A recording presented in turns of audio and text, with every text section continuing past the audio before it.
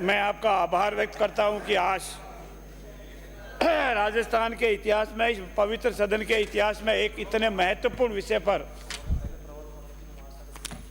अनेक माननीय सदस्यों ने राजस्थान लोकतंत्र के सेनानियों का सम्मान विधेयक 2024 पर अपनी बात कही और इसमें करीब 24 माननीय सदस्यों ने हिस्सा लिया। अब विषय और विषातंत्र भटक कर किसी ने बात कही, वो आपके संज्ञान में है, लेकिन मैं उन सबको धन्यवाद देता हूं जिन्होंने विषय अंतर्गत बात कही, इस बिल के संबंध में बात कही, और मैं उनको भी धन्यवाद देता हूं जिन्होंने बात तो कुछ और कही, मन में कुछ और था, किया कुछ और है और कह कुछ और रहे हैं, उनको भी धन्यवाद देता हूं। मित्रों, याद करो वो दिन। आज आप कुछ बोल सकते हैं, बोलने का अधिकार है, और आपको ये अधिकार आपकी जनता ने दिया है। आपके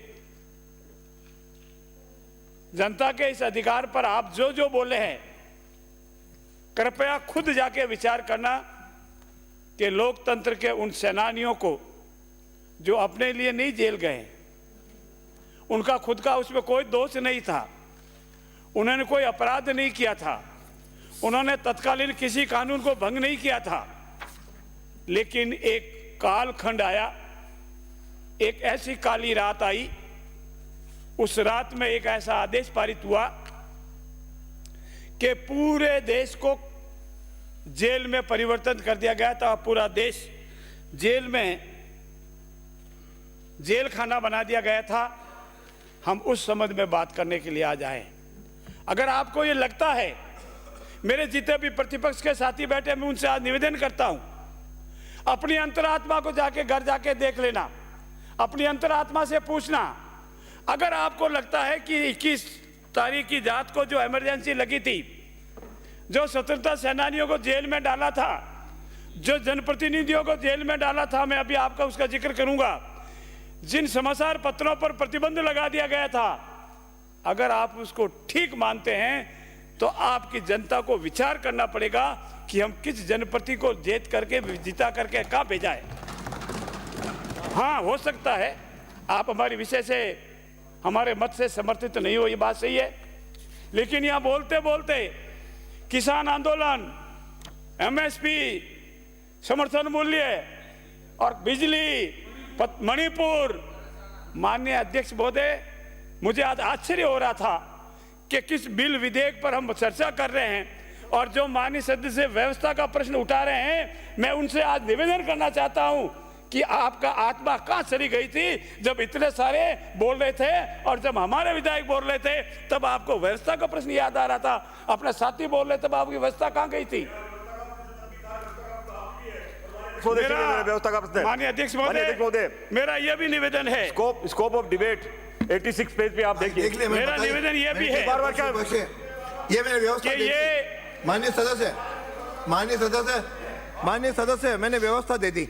मेरा आपसे यह भी निवेदन है, आखिरकार ये बिल लाने की, आखिरकार ये नोटिफिकेशन लाने की आवश्यकता क्यों पड़ी? ऐसी कौन सी बैकग्राउंड है, ऐसी कौन सा तथ्यात्मक विवरण है, ऐसी कौन सी हिस्ट्री है जिसको प्रभु अपने आप लाता है?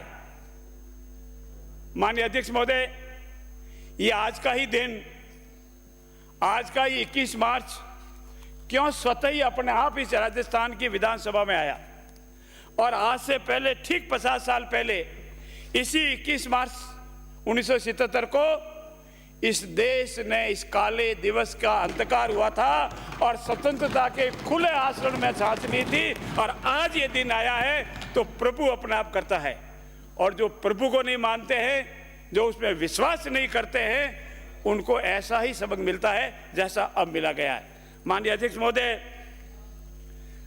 संविधान रक्षा की बात करने वाले लोगों से मैं आज निवेदन करूंगा नम्रता से, संविधान की कॉपी हाथ में रखकर प्रोपोगेंडा करने वालों से मैं आज निवेदन करूंगा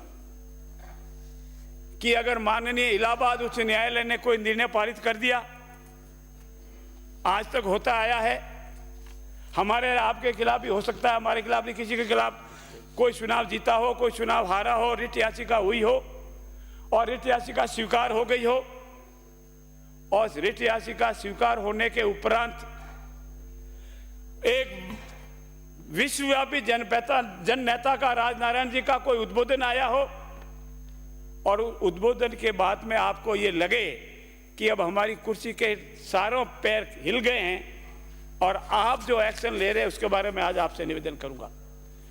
क्या न्यायालय के निर्णय का सम्मानपूर्वक आदर करना चाहिए था का नहीं? क्या वो माननीय इलाहाबाद उच्च न्यायालय ने जो निर्णय पारित किया मेरिट पर सभी पक्षों को सुनने के उपरांत उसका मान और सम्मान करना चाहिए था कि नहीं? उस इलाहाबाद उच्च न्यायालय के निर्णय के विरुद्ध आप उसमें अपील में गए, माननीय सर्वोच्च न्यायालय ने आपकी सुनवाई की और सुनवाई करने के बाद में आपको ये कहा कि आपकी रिट याचिका, आपका जो कथन है, आपका जो अपील है वो सुनने योग्य, हम इसमें सुनेंगे।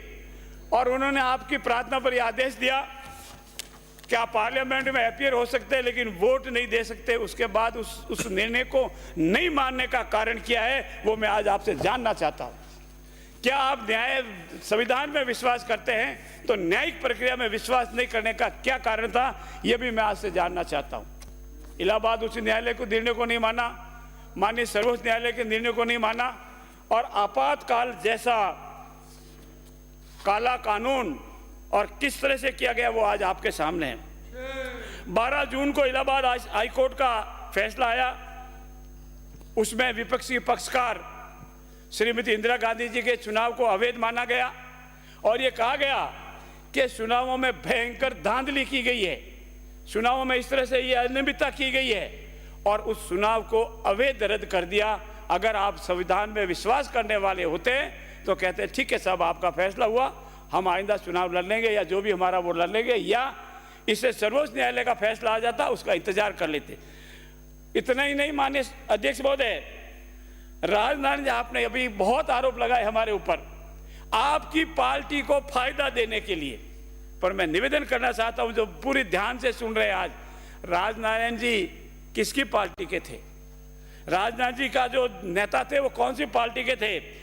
इलाहाबाद हाईकोर्ट की याचिका दायर की थी उन्होंने और जिसमें उन्होंने आरोप लगाया था कि श्रीमती इंदिरा गांधी ने 1971 के लोकसभा चुनाव में रायबरेली सीट से भ्रष्ट आचरण का उपयोग किया, यह आरोप लगाया था और इस आरोप को माननीय सर्वोच्च न्यायालय ने प्रथम दृष्टया सही मान करके निर्णय दिया था।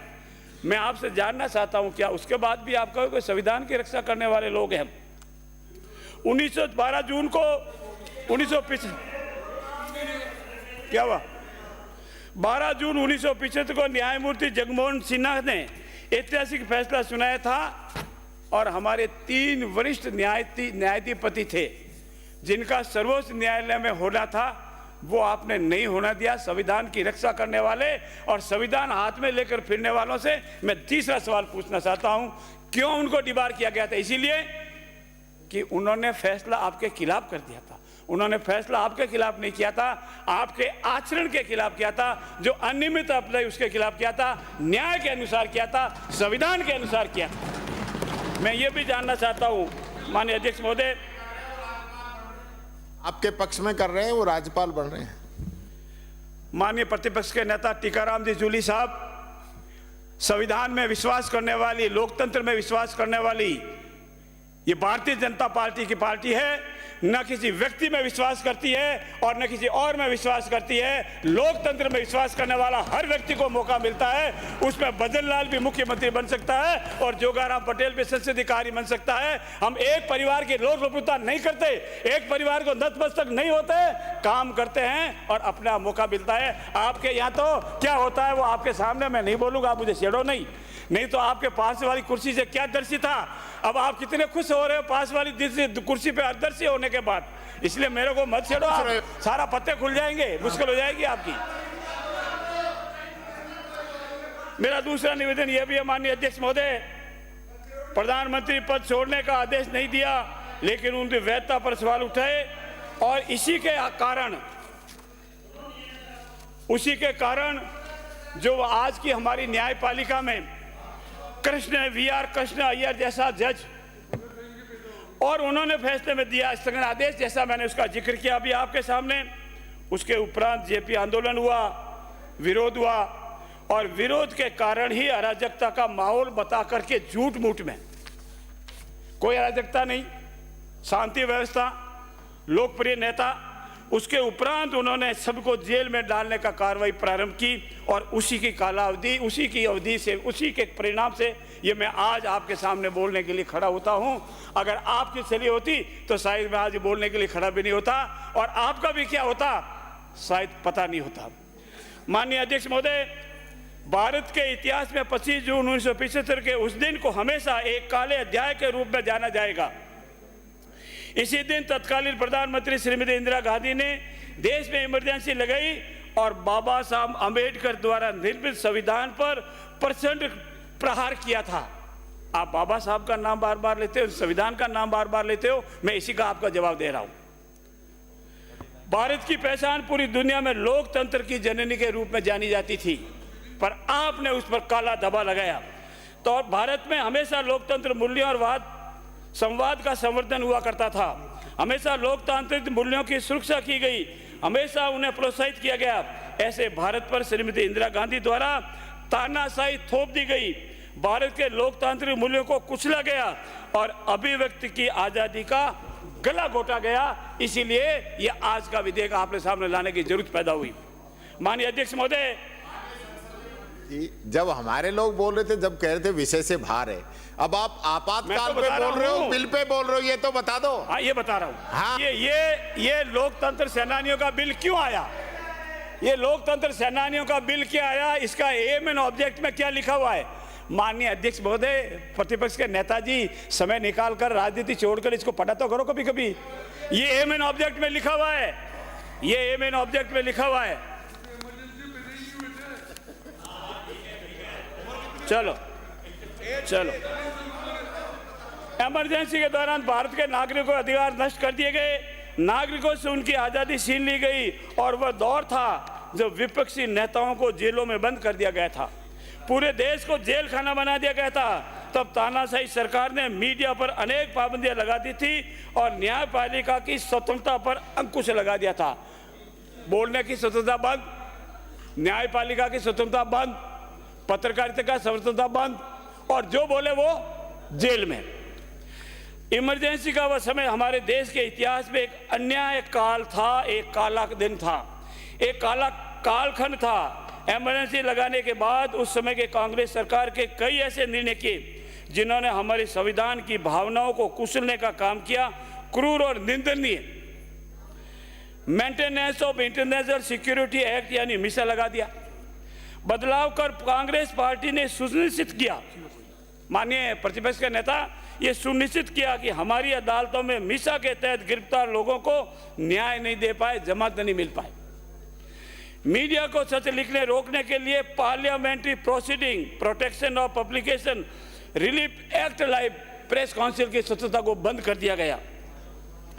Press council relief act prevention of publication of professional matter का प्रतिबंध लगा दिया गया।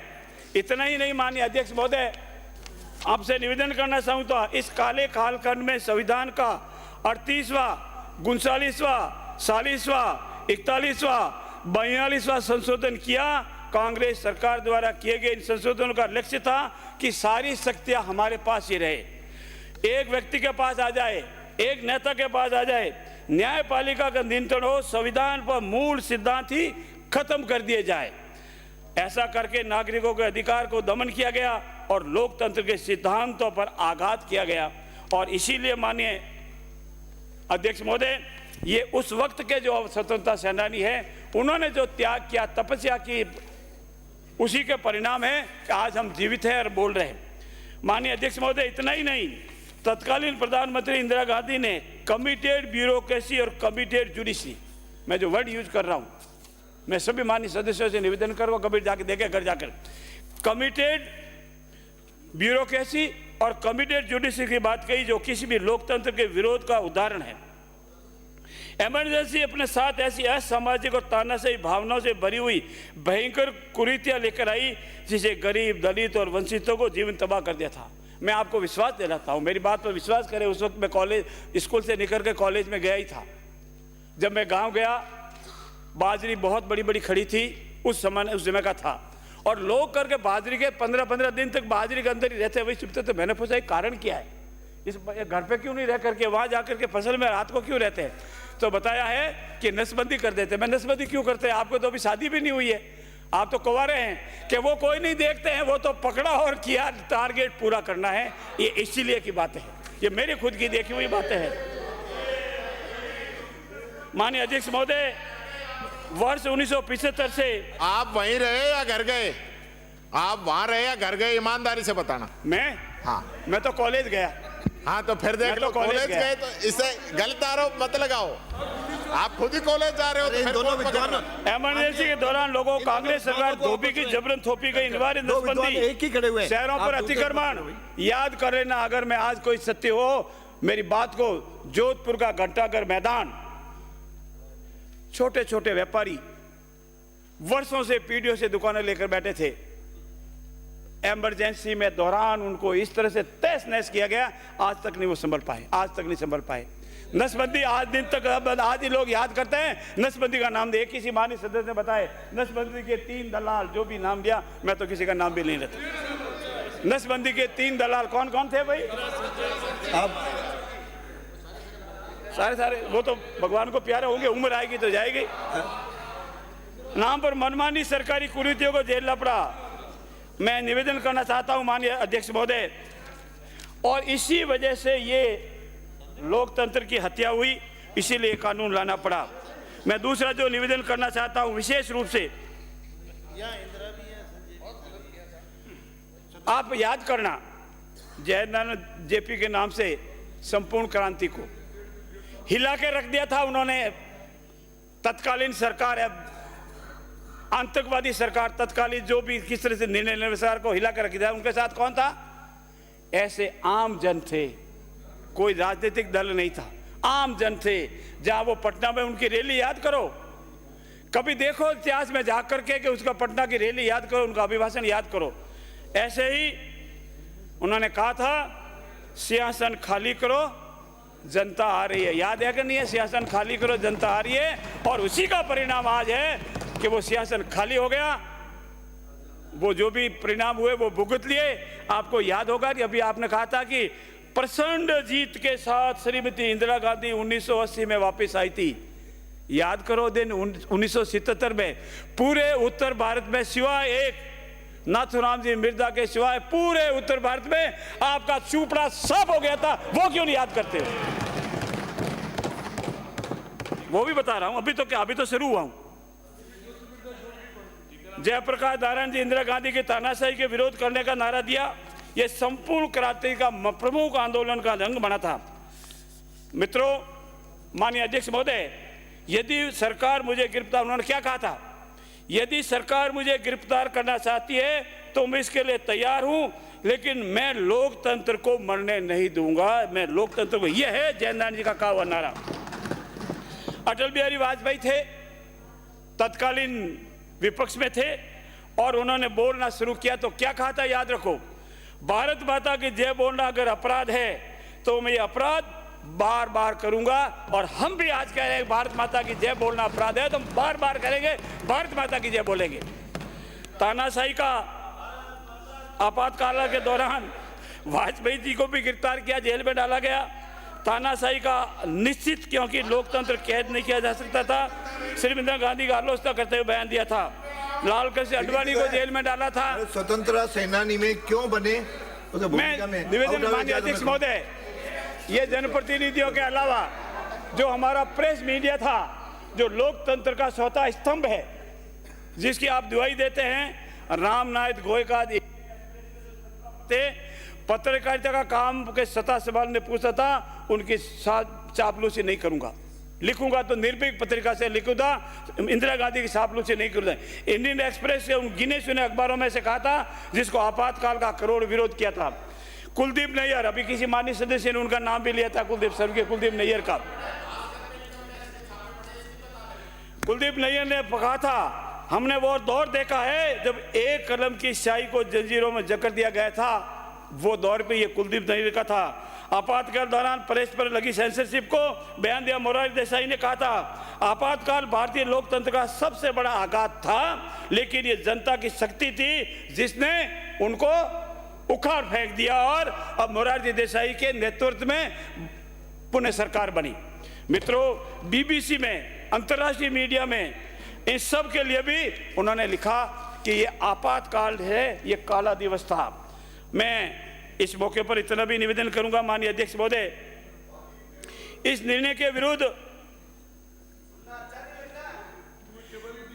ऐसा है आप कंटिन्यू करो। मैं कंटिन्यू करूं, पर मैं थोड़ा सा निवेदन करूं। आज अनेक माननीय सदस्य खुश हो रहे हैं जो उस समय उस उम्र के नहीं थे, और उनको पता लग रहा है कि हमारे कुछ लोगों ने, सभी नहीं हो सकते कांग्रेस के, आज याद करो माननीय अध्यक्ष महोदय, मैं विषय से 1 मिनट विषय से आते हुए बात कह रहा हूं, याद करो जो लोकतंत्र की दुहाई दे रहे हैं। अगर राष्ट्रपति के चुनाव में माननीय संजीव रेड्डी को खड़ा किसने किया था और उनके खिलाफ फखरुद्दीन अली अहमद को खड़ा किसने किया था, ये कांग्रेस पार्टी वाले जवाब देवे। वो लोकतंत्र की दुहाई, मैं नहीं कहता इस बात को, इसलिए मैंने कहा एक लाइन के लिए। हमें इतना ही नहीं, ये जो निर्णय हुआ राजनारायण बदाम श्रीमती इंदिरा गांधी को 12 जून को, उस निर्णय को लड़ने के लिए इंदिरा गांधी को अयोग्य घोषित किया गया था। याद करो वो दिन, अयोग्य घोषित किया गया था। और आपातकाल लागू मूल अधिकारों का निलंबन किया, विशेषकर संविधान के 19 और 20 की प्रेस की, मीडिया को सबको समाप्त कर दिया गया था। ऐसी स्थिति में हमारे अनेक संगठनों पर भी प्रतिबंध लगाया था। देश सेवा में लगा, सिर्फ राष्ट्र निर्माण की बात करता है, राष्ट्रीयता से ओतप्रोत जो संगठन है वो विश्वव्यापी संगठन है जो किसी राजनीतिक दल से कोई संबंध नहीं रखता है, सिर्फ राष्ट्र प्रेम और देश प्रेम की, भारतीयता की बात करता है। ऐसे हमारे राष्ट्रीय स्वयंसेवक को भी प्रतिबंध लगा था, लेकिन सरकार ने उसके खिलाफ अपना प्रचार नहीं छोड़ा। इस अवधि में मूल निवासी जितने भी लोग थे आपातकाल की अवधि दौरान रक्षा के लिए जेल गए, किसी को 107 में डाल दिया, किसी को मिसा में डाल दिया, किसी को IDR में डाल दिया, किसी को भारतीय दंड संहिता में डाल दिया, पर सभी ने जेल के अंदर एक ही संकल्प लिया, साहब मर जाएंगे इस लोकतंत्र के लिए, लेकिन घुटने नहीं टेकेंगे। और उसी का परिणाम है कि आज हमारे सामने टोटल 1140 राजस्थान में थे।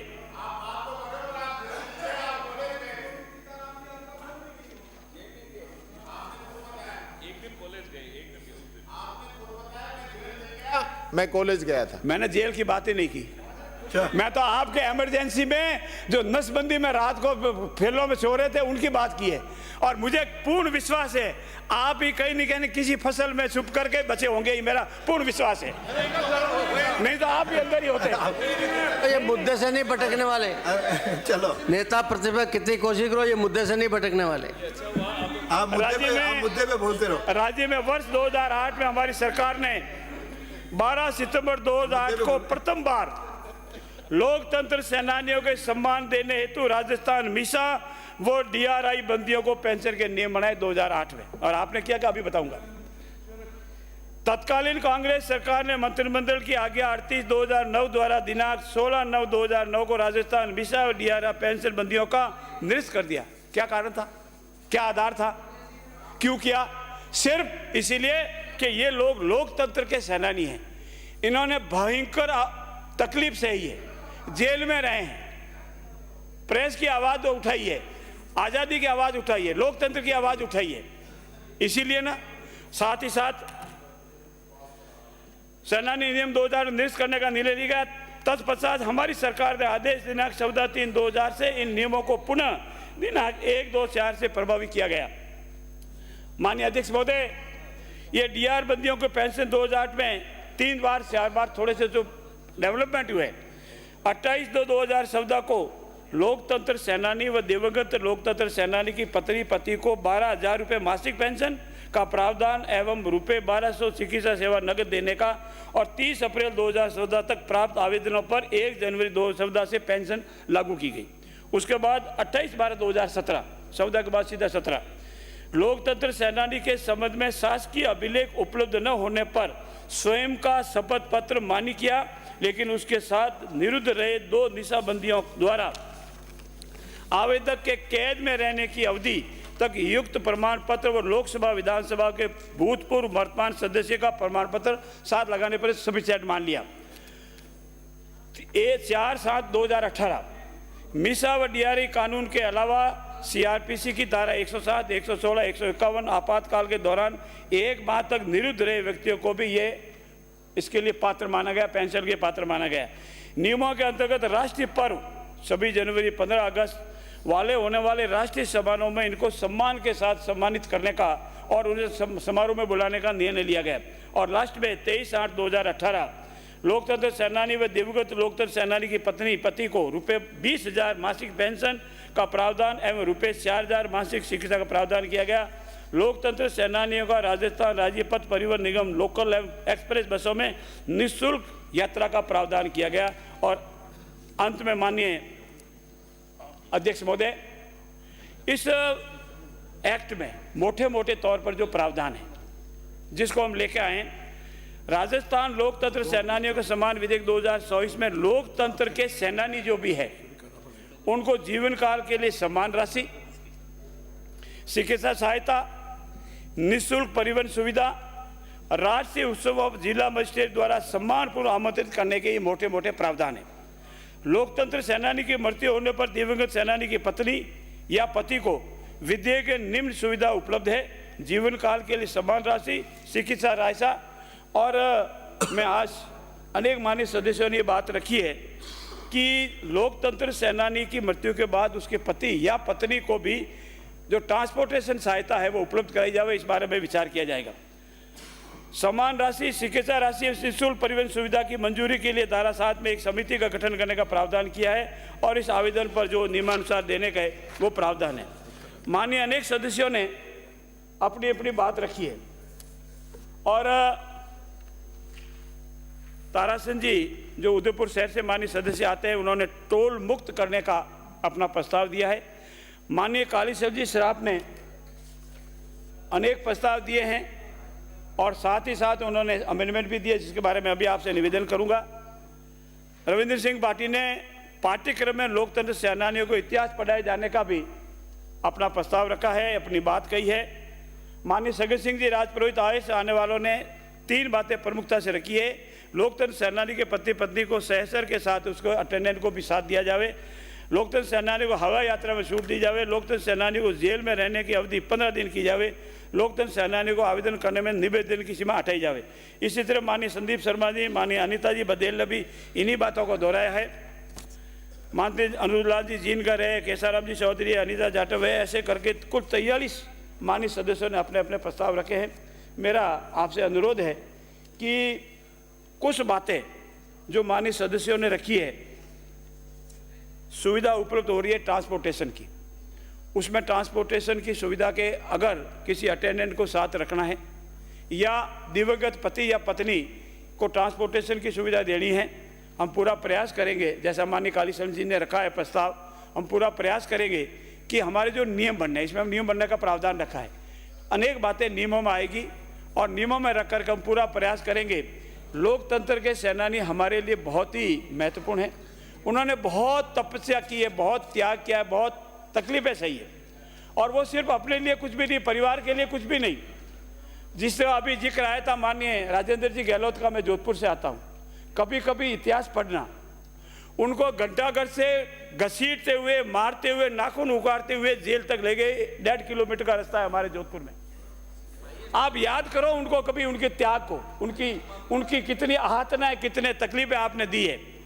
और माननीय प्रतिपक्ष के नेता, कभी उनसे मिलकर पूछना कि इमरजेंसी के दौरान आपको घंटाघर से उठाकर के आपके साथ क्या किया था, उनका आरोप बता दो, उनका दोष बता दो।